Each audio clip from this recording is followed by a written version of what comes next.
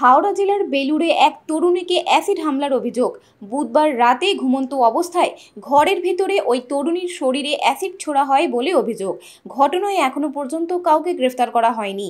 বৃহস্পতিবার ঘটনাস্থলে যায় পুলিশ ও ফরেনসিক টিম। গুরুতর জখম অবস্থায় তরুণীটি হাওড়া জেলা হাসপাতালের বার্ন ইউনিটে চিকিৎসাধীন। ঘটনার তদন্তে নেমেছে বেলুড় থানার পুলিশ।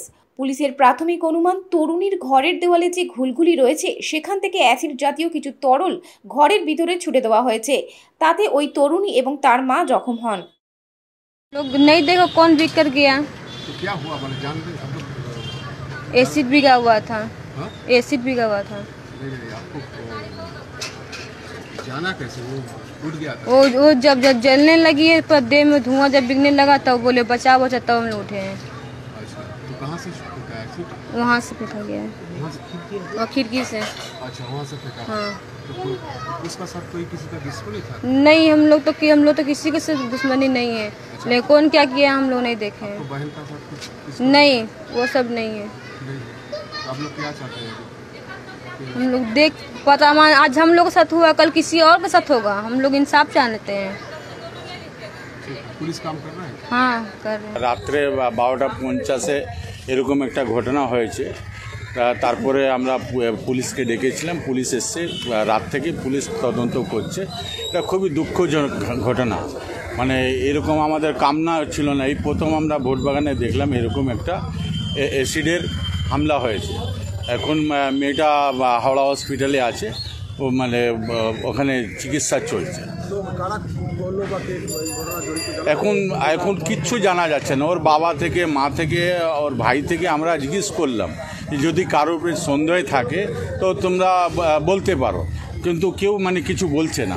তবু আমি পুলিশকে বলেছি কি খুঁজে বার করতেই হবে। বাড়ির মধ্যে ঢুকে একটা মহিলার উপর অ্যাসিড হামলা হলো, মহিলারা কি সুরক্ষিত নয়? আপনার কি মনে হচ্ছে? সুরক্ষিত না বলা যাবে না। যেরকম এটা করছে, এটা তো প্রথম আমরা দেখলাম এরকম ঘটনা হয়েছে। পুলিশ তদন্ত করছে। আমরা চাইছি যারা করেছে তারা শাস্তি পাক, তারা খুঁজে বার করতেই হবে, নাহলে এরকম তো চলা যাবে না। দেখুন, ভোটবাগানের এরকম কোনো জনবসতিপূর্ণ এলাকা, যেখানে প্রায় সারা রাত্রি লোক থাকে, সেখানে একটা জনবহুল এলাকার ঘরের মধ্যে রাত্রিবেলায় 1টার সময় জানলা থেকে হাত বাড়ি বা ঘরে ঢুকে কাউকে অ্যাসিড দিল, এটা কি মনে হয় না যে এটা খুব পরিচিতর মধ্যে অথবা খুব দুঃসাহসী যারা কিছু মনেই করে না? কারণ এনআরএসের পরে তো এখনও পুলিশ সবচেয়ে চৌকান রয়েছে, তারপরে এত সফলতা পাইল কোথা থেকে? মানে এই আপনি ঠিকই বলেছেন। আজকে মানে কালকে সারা রাত বৃষ্টি হয়েছে, কালকে বৃষ্টি হয়েছিল, সেই জন্যে নাহলে ভোটবাগানে সবসময় ছেলেরা যেখানে তেখানে বসে থাকে। আর 12:50 এমন কোনো সময় নেই যে হ্যাঁ কেউ কাউকে দেখতে পারবে না।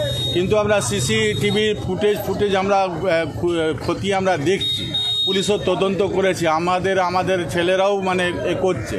কিন্তু যারা এরকম করেছে তাদেরকে আমরা খুঁজে বার করবো।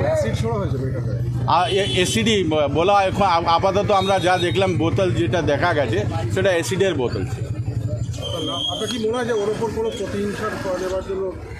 দেখুন এখন তদন্ত চলছে। ওর মা, বাবা, ভাই, আমরা বোন থেকে আরম্ভ করে সবার থেকে আমরা জিজ্ঞেস করেছি, কেউ মানে কিছু বলতে পারছে না। কে মানে কার উপরে সন্দেহ আছে কেউ বলতে পারছে না। তবু মানে আমি বলেছি একে মানে ফরেনসিক জাজ করে মানে একে তদন্ত করে বার করতে। এখন অবধি আমরা যেটা কমপ্লেন পেয়েছি আর কি, মানে এখানে 6 জন মোট শুয়েছিলেন রাতে। ওই আপনারা হয়তো ওখানে দেখেছেন একটা ঘুলঘুলি টাইপের বানানো আছে, মানে 7-8টা ইট মিসিং আছে এয়ার সার্কুলেশনের জন্য। তো এনাদের যেটা কমপ্লেন আছে সেটা হচ্ছে রাত্রিবেলা কেউ কোনো অ্যাসিড জাতীয় কোনো ছুঁড়ে ফেলেন, এই আছে। ইনজিওর কে কে? বেসিক ইঞ্জুরি একজনেরই আছে, সে হাওড়া হসপিটালে আছে। আর তার মায়ের মডারেট ইঞ্জুরি আছে, বাট ঠিক আছে না। হ্যাঁ না সবই তো জাস্ট ইনভেস্টিগেশন শুরু হলো, অ্যারেস্ট আটক কিছুই করা হয়নি, এখন স্টার্ট হয়েছে, তদন্ত চালু হয়ে গেছে। হ্যাঁ।